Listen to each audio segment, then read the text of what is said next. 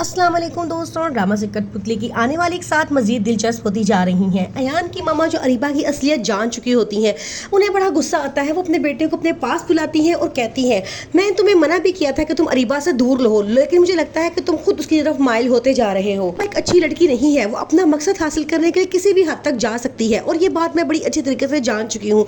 अब मैं अभी समझाना चाहती हूँ कि तुम उसके धोखे से दूर रहो। अब वो तुम अपनी बातों में बुला के तुमसे शादी करना चाहती है, क्योंकि तुम अब वो सब कुछ हासिल कर चुके हो जो वो चाहती थी। उसने पहले भी अपनी शादियां दो अमीर आदमियों से की थी, लेकिन अपनी हरकतों की वजह से उनसे तलाक ले ली है।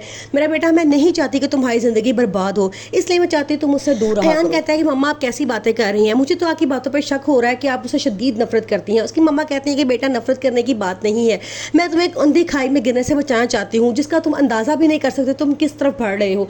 अयान को मामा की बातें बिल्कुल भी समझ नहीं आती, क्योंकि उसके दिल पे दिमाग पे इस वक्त सिर्फ अरीबा छाई हुई होती है। दूसरे सीन में जब ताबीन को पता चलता है कि अरीबा अयान के साथ उसके घर में रह रही है तो उसका दिल टूट जाता है। वो आंखों में आंसू लिए अपनी आंटी के पास जाती है और उनसे जाके कहती है कि आपको पता था कि अरीबा अयान के घर रह रही है, लेकिन आपने मुझे नहीं बताया।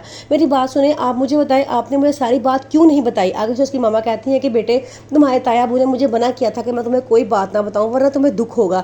आगे से ताबीन कहती है, इस वक्त तुम्हें दुख हो रहा है, आप उसका अंदाजा भी लगा सकती हैं। ताबीन को जब शहरियार की सारी हकीकत पता चलती है तो वो ऑफिस जाना छोड़ देती है। शहरियार बड़ा परेशान होता है, वो एक साफ दिल का इंसान होता है, उसका मकसद सिर्फ और सिर्फ ताबीन की मदद करना होता है, उसको नुकसान पहुंचाना या हर्ट करना नहीं होता। वो फ़ोन करता है अपने स्टाफ से और पूछता है ताबीन का कोई मैसेज आया है। वो आगे से कहते हैं कि नहीं, ताबीन बेगम ऑफिस भी नहीं आई और ना ही उनका कोई मैसेज आया है। शहरियार को ये बात सुनकर बड़ा अफसोस होता है। दानियाल भी अब अरीबा से तंग आ चुका होता है, वो उसे जान छुड़ाना चाहता है। वो देखता है कि इतनी खतरनाक लड़की अपने मकासद के लिए किसी भी ज़िंदगी को बर्बाद करने के लिए तैयार हो जाती है, इसलिए वो उसके साथ नहीं रहना चाहता। वो उसकी हकीकत जान चुका होता है कि उसने ताबीन के साथ क्या किया था। वो दिल ही दिल में बड़ा अफसोस भी करता है कि ताबीन के साथ उसने गलत किया था।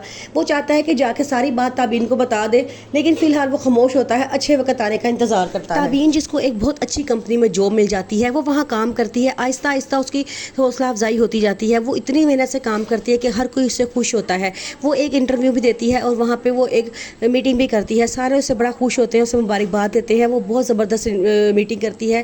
फिर उसके बाद जब वो घर वापस आती है तो उसके घर वाले भी उसे बड़ा मुबारकबाद देते हैं कि उसने बहुत अच्छा काम किया है। बाद में ताबीन को पता चलता है कि उन कंपनीज ने नौकरी के लिए कोई इश्तिहार नहीं दिया था, बल्कि शहरियार ने उसको अपने दोस्तों के साथ रेफर करके वहाँ पे नौकरी दिलवाई थी। ये बात ताबीन को बड़ा दुख देती है। वो बड़े गुस्से में उसके पास आती है और आके उसे डांटना शुरू कर देती है और कहती है कि मुझे पता चला था कि यहाँ पे नौकरी के इश्तिहार दिया गया है, लेकिन मुझे अब पता चला है कि तुमने अपने रिसोर्सेज से मुझे यहाँ पे जॉब दिलवाई है, तुमने ये बहुत गलत किया है। वो उसे बहुत डांटती है। शहरियार मायूस हो जाता है। फिर शहरियार उसे बताता है कि वो उसे तब से पसंद करता है जब से वो कॉलेज में उसके साथ पढ़ती थी।